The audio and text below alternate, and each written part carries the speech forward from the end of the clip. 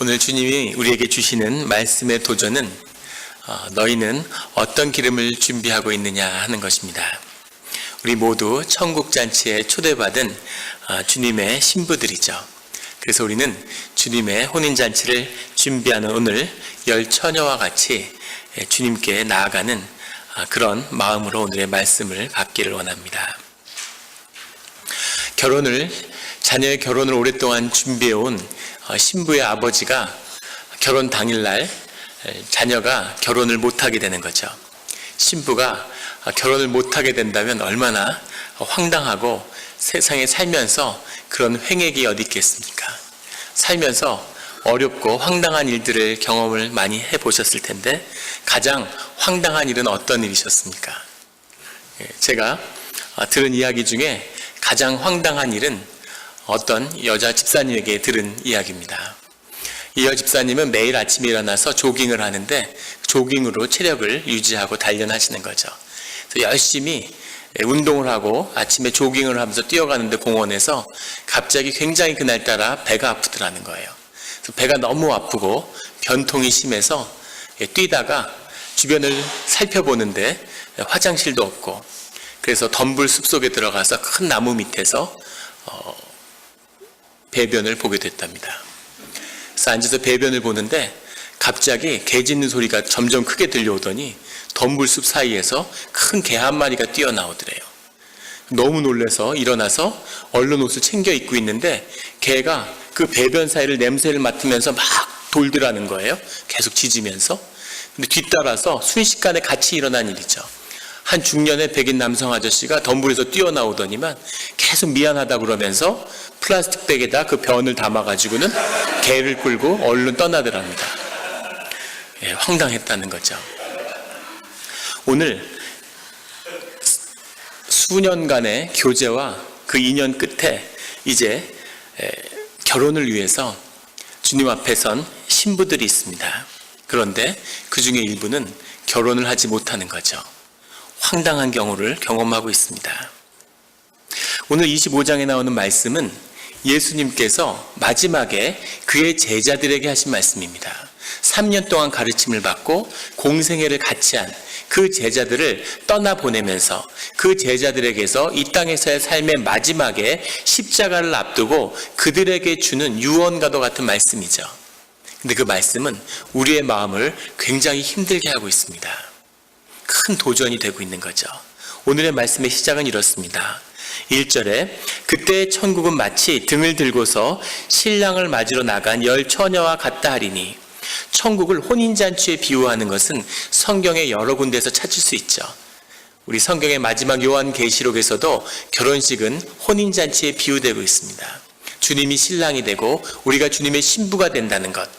나는 남자인데 왜 신부가 돼야 될까? 자매들도 또 주님의 아들이 되었죠. 아들이라고 할 때는 주님의 유산을 물려받는 그런 자녀를 의미한다면 신부가 됐다는 것은 부부가 되는, 하나가 되는, 한 가족이 되는, 영원히 떨어지지 않는 언약의 약속을 맺는 그런 존재로 우리가 주님 앞에 서는 것이죠. 그리고 이것은 잔치입니다. 축제인 거죠. 모든 사람들이 기뻐하는 그 삶의 주인공이 되는 그런 혼인잔치를 주님은 우리에게 천국을 그 혼인잔치를 들어 비유로 말씀하고 계십니다. 등을 들고 신랑을 맞으러 나간 처녀들은 이 등을 들어서 신랑의 집에 가는데 결혼의 예식은 신부 집에서 가졌다고 그래요. 그리고 혼인잔치, 그 잔치는 신랑의 집에 가서 하는 거죠. 근동의 모든 행사가 그렇듯이 낮에는 너무 덥기 때문에 밤에 행사를 하는 겁니다. 해가 진 다음에. 그래서 신부 집에서 예식을 마친 다음에 신랑이 신부를 데리러 와서 신부와 그의 가족들을 데리고 신랑의 집으로 가는 거죠. 그런데 그 신랑의 집에 갈 때에 등을 밝혔는데 접시에 종지에다 기름을 담아서 그곳에 심지를 넣고 불을 붙이는, 우리 예전에 한국의 호롱불 같은 그런 거죠. 그래서 그 등을 밝혀 들고서 신랑의 집을 가는 것이었다고 그래요. 어두운 밤길에 그 등을 밝혀야지 가는 길을 인도함을 받을 수 있겠죠. 또 하나는 그 등불이 초대장과 청첩장 같은 역할을 해서 그 등이 있어야지만 결혼식에 입장이 되는 거죠. 그 등을 가지지 않은 사람은 결혼식에 들어갈 수 없는 그런 등이 청첩장의 역할을 했다고 합니다. 그 등을 들고 10처녀가 신랑을 기다리고 있습니다. 처녀라고 하는 말은 파르데노스라는 말인데 브라이드메이드, 결혼식 때 신부 옆에 섰던 들러리들을 의미하는 말이었다. 이런 해석도 있지만 오늘 특별히 신부가 나오지 않고 신랑이 마중 나와서 이 10처녀를 데리러 오는 것으로 봐서 이 10처녀가 모두 신부가 되는 이 결혼식의 주인공이었다고도 볼 수 있을 것입니다. 그런데 혼인잔치에 들어가서 신랑과 마주 서기까지는 아직은 그냥 결혼식에 준비하고 있는 10처녀 중에 한 명뿐인 거죠. 신랑이 하는데 왜 처녀가 10일까? 10명이 한 명의 신랑과 결혼하는 것이 아니라 결혼은 한 명 한 명과 하는 것이지만 동시에 주님과 하나가 되는 그 모임에 들어가기 위해서는 10처녀가 있어야 되는 거죠. 이 10명이라고 하는 것은 유대인들의 의식 속에서는 특별한 의미가 있는데 10이라는 것이 세상의 모든 질서의 완성을 의미하는 그런 뜻도 들어있지만 10명이 유대인의 공회를 구성할 수 있는 가장 최소한의 숫자였다는 겁니다. 10명이 돼야 공동체가 되고 10명이 돼야 주님의 성회, 공회로 주님 앞에 나올 수 있는 거죠. 이것이 우리에게 보여주는 것은 우리가 한 명 한 명이 주님을 영접하고 만나서 주님 앞에 나오지만 혼인잔치와 천국에 들어갈 때에는 공동체를 이루어야 한다는 겁니다. 10처녀가 모여서 같이 공동체로서 주님의 예배 가운데 나갈 때만이 그때 주님의 구원이, 하나님의 나라가 우리에게 임한다는 거죠. 세상은 지옥인데 나만 구원받고 내 의만 빛나고 내가 주님 앞에 나아가는 그런 구원은 성경에는 없습니다. 20세기 미국의 복음주의가 만들어낸 그런 칩그레이스죠. 오늘 주님의 구원, 천국은 10명의 처녀가 주님의 혼인잔치를 위해 나아가고 있는 것이죠. 2절에 그중 5은 미련하고 5은 슬기 있는 자라. 미련한 자들은 등을 가지고 왔는데 등 속에 기름이 있어서 불을 붙였는데 따로 기름을 준비하지는 않았다는 겁니다. 그런데 슬기 있는 자들은 4절에 보면 그 등을 들고 오고 별도로 기름을 준비해 왔다는 거죠. 그런데 문제는 신랑이 오지 않는 겁니다. 신랑이 오는 때가 늦어지기 때문에 모두 다 잠이 들어서 졸고 있는 거죠. 그런데 갑자기 인기척이 들리고 신랑의 목소리가 들리고 신랑이 온다는 소리가 나오는 거죠. 신랑을 맞이하러 나가야 되는데 시간이 많이 지나서 기름이 꺼져가고 있는 거예요. 기름을 달라고 이야기하니까 그러자 9절에 슬기 있는 자들이 대답하여 이르되 우리와 너희가 쓰기에 다 부족할까 하노니 차라리 파는 자들에게 가서 너희 쓸 것을 사라. 지금 기름을 나누면 가다가 기름이 다 꺼진다. 그러니까 너희가 쓸 기름을 따로 마련하라는 거죠. 같은 공동체로 10명의 처녀로 같이 나왔는데 기름이 부족하면 나눠 쓰는 것이 공동체가 아닐까요? 공동체라면 같이 기름을 나눠 쓰고 같이 가야지 기름이 부족하도 가서 사오라고 기름을 사러 떠나는 거죠. 그런데 주님은 그 기름을 미리 준비한 자들이 슬기로운 자들이고 잘했다고 말씀하시는 거죠. 그 뜻이 무엇일까? 그런 도전을 주시는 겁니다. 10절에 그들이 살아간 사이에 신랑이 오므로 준비하였던 자들은 함께 혼인잔치에 들어가고 문은 닫힌지라. 팔레스타인 지역에서 결혼을 하는데 결혼잔치에는 많은 예물이 있고 돈이 있고 음식이 있고 좋은 예복을 입은 사람들이 모여 있습니다. 그 이야기는 굉장히 위험한 자리라는 거죠. 도적이 올 수 있고 언제든지 강도가 될 수 있는. 그래서 결혼식장에 초청받은 자들이 결혼식장에 들어오면 그 문을 닫아 걸고 아무도 나가지 못하게, 아무도 들어오지 못하게 했다고 해요. 그 예식에 따라서 기름에 등불을 들고 온 사람들은 그 집에 들인 것이죠. 그런데 기름을 사러 가서 기름을 채우고 늦게 도착한 5명의 처녀들은 그 집에 들어갈 수 없는 겁니다.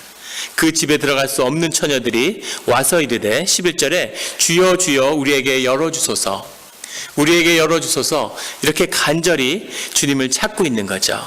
근데 주님은 놀랍게도 12절에 대답하여 이르되 진실로 너희에게 이르노니 내가 너희를 알지 못하노라 하였느니라. 너희를 알지 못한다. 10명의 처녀고 이들은 결혼에 준비된 자들입니다. 주님이 모르실 리가 없겠죠. 신랑이 아는 거죠. 그런데 여기서 내가 너희를 알지 못하니라 라고 하는 이 답 속에는 너와 내가 그런 특별한 관계를 맺고 있지 않다, 드려야 할 이유가 없다, 이런 말씀이죠. 원뜻도 그런 뜻입니다. 우리는 그런 관계가 아니다, 결혼을 해야 될 그런 사이가 아니다, 이런 뜻인 거죠. 그리고 13절에 그런즉 깨어있으라 너희는 그날과 그때를 알지 못하느니라. 깨어있으라고 했는데 문제는 오늘의 말씀의 도전 가운데 이들이 모두 졸았다는 겁니다. 깨어있은 자가 들어온 게 아니라 다 졸았는데 기름을 준비한 자가 들어왔다는 거죠. 졸았는데 기름을 준비한 자는 혼인잔치에 들어오고 기름을 준비하지 못한 자는 혼인잔치에 들어오지 못했습니다. 주님 앞에 모든 것이 준비된 신부들이 있는데 그런데 그들 중에 천국에 들어가지 못하는 자가 있다는 거죠. 지금 제자들에게 말씀하고 계시는 거죠. 신부들은 옷을 입었어요. 결혼식의 준비가 끝났습니다. 의의 옷을 입고 주님의 구원의 옷을 입고 주님의 보혈의 옷을 우리에게 입혀주셔서 우리가 구원받을 준비가 다 되어 있는 거죠. 그들은 모두 등불을 들었습니다. 열 처녀가 모두 등불을 들었어요. 열 처녀가 모두 등불을 들었다는 건 주님의 인도하심 가운데 있고 주님이 그 불을 밝혀주시고 주님께로 나아갈 준비가 다 되어 있다는 거죠. 구원의 옷을 입고 구원의 등불을 들었는데 왜 주님께 구원받지 못할까요? 왜 천국의 혼인잔치에 들어가지 못할까요? 그것이 우리에게 주는 큰 도전인 거죠. 그 말씀의 도전이 얼마나 큰가 하면 그 다음에 주님이 그 뜻을 분명히 더 알려주기 위해서 달란트의 비유를 말씀하고 계십니다.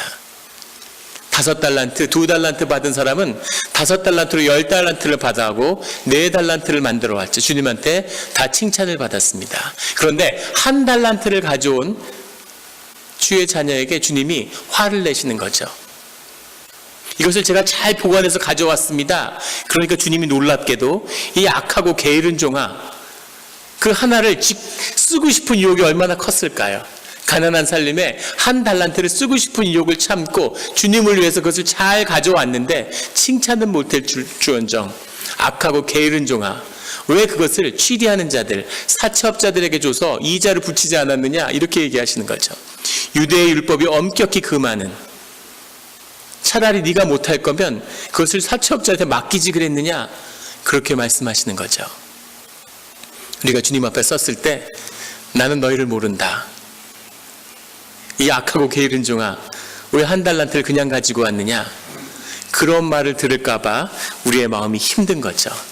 슬기로운 5처녀가 아니라 아무리 생각해도 나는 미련한 5처녀 같고, 5달란트, 2달란트로 달란트를 불린 것이 아니라 1달란트를 어렵게 지켰는데 주님에게 책망받는 자가 될 것 같은 그 마음이 우리를 어렵게 하는 겁니다. 주님이 우리에게 구하시는 기름은 무엇일까요? 주님은 우리에게 무슨 달란트를 구해오라고 하시는 걸까요? 주의 은혜로 구원받았는데, 십자가의 보혈로 구원받았는데, 주님의 은혜 가운데 성령의 은혜로 우리가 공동체를 이루었는데 왜 모두가 혼인잔치에 같이 들어가지 못하는 것입니까? 이 말씀이 우리를 크게 마음 가운데 도전을 주고 있는 겁니다. 최근에 브레이드 러너 2049라는 영화가 개봉했습니다. 1982년에 브레이드 러너 2019년이라는 영화가 개봉됐는데 리들리 스컷이라고 하는 그 거장 감독의 초기 작품이죠. 그 작품을 35년 만에 다시 영화가 만들어졌습니다. 별로 다들 관심이 없으셨죠, 표정 보니까. 근데 SF 영화를 좋아하는 사람들은 한 1년 전부터 굉장히 흥분하고 그 영화가 어떻게 만들어질까 가진 설왕설래가 있었죠. 그 영화는 원래 필립 K. 딕이라고 하는 SF 작가가 만든 안드로이드는 전기양을 꿈꾸는가, 이상한 제목이죠. SF의 고전인데 그것을 블레이드 러너라고 하는, 이 제목 그대로 했으면 영화가 더 흥행이 안 됐겠죠. 그래서 블레이드 러너, 블레이드라고 하는 것은 수술용 외과실에서 쓰이는 칼을 의미한대요. 그 칼을 옮기는 사람을 아주 시급하게 수술을 해야 되니까 그 수술 장비를 옮길 때 실수가 있으면 안 되고 그걸 제때 옮길 수 있는 사람을 브레이드 러너라고 불렀답니다.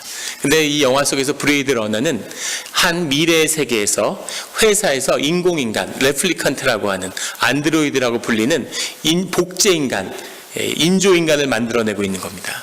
근데 그 인간들이 사람을 배신하고 반란을 일으키고 문제를 일으킨 그런 레플리칸트들을 잡으러 다니는 레플리칸트 형사들을 이 브레이드 러너라고 부르는 거죠.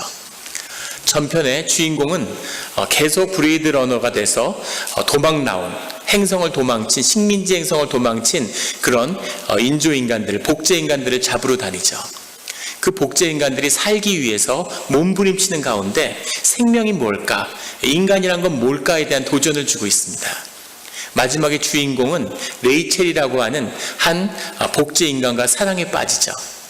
그리고 마지막에 그 도시를 미래의 LA죠. 그 도시를 탈출하면서 영화가 끝이 납니다. 소편에서는 그 레이첼과 도망간 데커드라고 하는 형사 사이에서 아이가 태어났다는 것에서 이야기가 시작됩니다. 이 2049의 주인공 K는 더 발전된 그런 레플리칸트죠. 그래서 피해 다니는 그런 레플리칸트들, 자기의 삶의 자리를 이탈한 레플리칸트들을 잡으러 다니는 거예요. 잡으러 다니다가 놀랍게도 복제인간이 애를 낳았다는 사실을 알게 되는 거죠. 너무 복제인간을 잘 만들어서 복제인간들 사이에 생명이 태어난 거예요. 그래서 그 복제인간을 잡으려고 하는데, 그 복제인간을 잡으려고 하는 이 복제인간을 만든 회사인 월레스라고 하는 회사에서는 복제를 더 잘 만들어서 그 전편에 나왔던 타울이라는 회사가 부도가 났는데, 그 회사에서 가지고 있었던, 지금은 사라진, 애도 나올 수 있도록 정교하게 인간을 만드는 그 복제 기술을 가지고 싶은 거죠.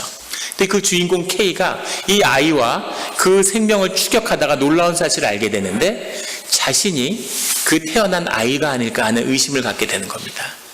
정체성을 의심하면서 계속 주인공은 아버지를 찾아다니죠.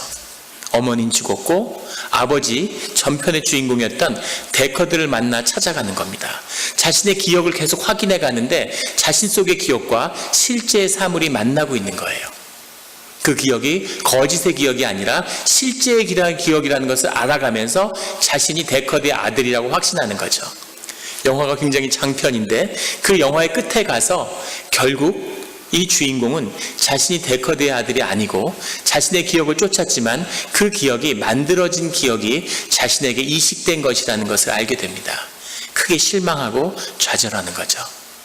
그냥 복제인간일 뿐이었구나, 이렇게 되는 거죠. 그런데 그 끝에서 크게 실망하는 이 주인공은 놀랍게도 자신이 추적했던 그 아버지라고 생각했던 데커드가 자신의 친딸을 돕는 것을 돕게 됩니다. 자신의 목숨을 걸고서. 이 미래의 주인공 K는 홀로그램으로 이루어진 조이라고 하는 홀로그램상의 인공지능하고 서로 좋아하게 돼요. 미래에 그런 세상을 살게 될지 알 수 없지만 집에 가면 컴퓨터 프로그램이 자기를 기다리는 거죠. 근데 이 인공지능이 얼마나 발전했는지 자기를 특별한 사람이라고 부르면서 조라고 이름을 붙여줬어요. 너는 레플리칸트 K가 아니야. 너는 조야. 너는 특별해. 그래서 그 인공생명 조이와 사랑을 나눴는데 그 조이가 나중에 파괴되고 말죠. 자신의 정체성을 잃고 고민하고 길을 지나가는데 또 다른 홀로그램 조이가 자신을 반겨주고 있습니다.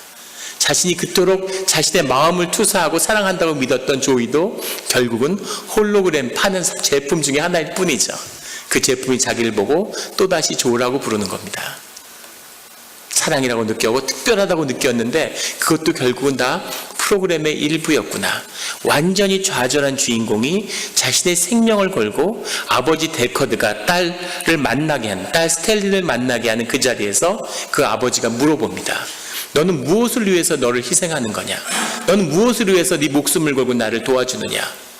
거기에 주인공은 답하지 않지만 마지막에 총에 맞고 피를 흘리면서 눈이 날리는 계단 위에서 평화로운 죽음을 맞죠.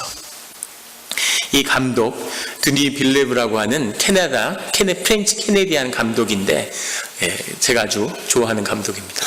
근데 그 감독은 인센디스라고 하는 영화를 통해서 인간의 존재에 대한 종교적인 질문을 추구하는, 제가 아는 한 최고의 종교 영화를 만든 감독이에요. 그 이야기를 블록버스터 SF로 가져와서 똑같은 질문을 던지고 있는 거죠.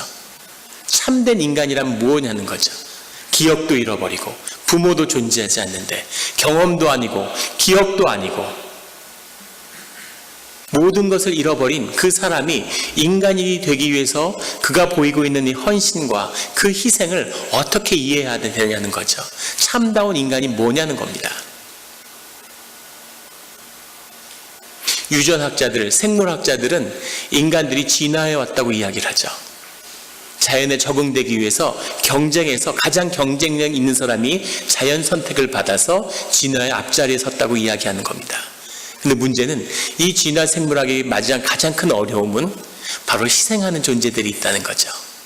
자식을 위해서, 친구를 위해서, 세상을 위해서 자기의 목숨을 바치는, 지하철에서 지하철이 들어오는데 거기에 떨어져 있는, 자기하고 아무 상관도 없는 일본의 학생을 구하기 위해서 한국의 유학생이 들어가서 그 사람을 구해내고 자신이 목숨을 대신 잃었죠. 이런 희생을 도대체 진화의 관점에서 어떻게 설명할 수 있느냐 하는 어려움에 봉착해 있는 겁니다. 그래서 언제부턴가 이 Unit of Evolution, 진화의 단위를 개체에서 유전자로 바꿨어요. 개체로 바꾸면 설명할 길이 없는 거죠. 사실 중요한 건 개체가 아니야, 유전자야. 이렇게 은근슬쩍 설명의 기준을 바꿨습니다. 그만큼 인간이라고 하는, 인간의 생명이라는 것 안에는 특별한 비밀이 들어있는 거죠. 주님이 오늘 말씀하시는 이 기름의 의미는 무엇일까요? 혼인잔치에 분명한 것은 그 누구도 자격으로 들어올 수는 없다는 겁니다. 무엇을 성취했기 때문에, 무슨 조건을 갖췄기 때문에, 무엇을 이루었기 때문에 혼인잔치에 들어오는 사람은 없다는 거죠.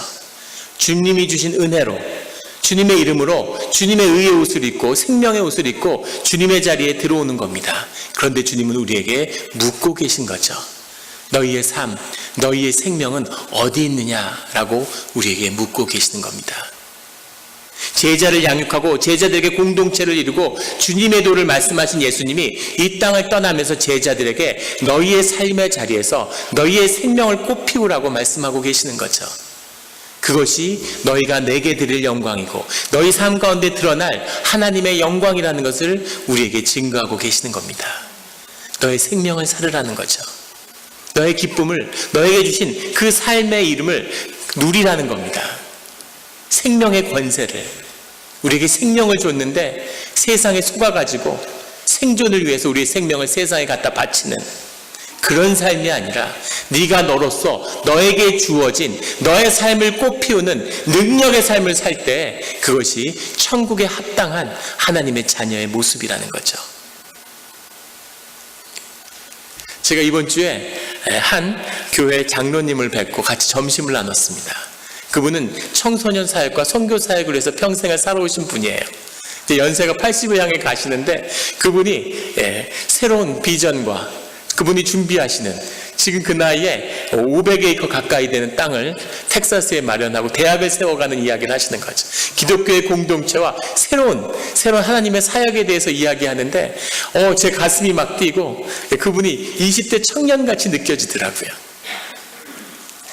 할 일이 너무 많고 너무 세상 사는 게 즐겁고 삶이 기쁨인 거죠. 능력이 넘치고 100 밀리언을 펀드레이징을 하려고 시작을 했는데 주님이 그런 마음을 주시더라는 겁니다. 입을 크게 벌리라는 거예요. 너무 작은 자신의 경험 안에 갇혔구나. 깊이 회개하고 1 빌리언을 달라는 그런 기도를 시작하셨대요. 처음 만나는 그런 사업가가 2.5 밀리언을 기부하셨답니다. 처음 보는 사람한테. 하나님이 하시는구나. 기쁨의 간증을 나누시더라고요. 무엇을 이루고 무엇을 해서가 아니라 그 나이에도 여전히 해야 할 일이 있고 기쁨이 있고 삶의 능력이 넘친다는 거죠. 제가 저하고 나이가 바뀐 것 같았어요.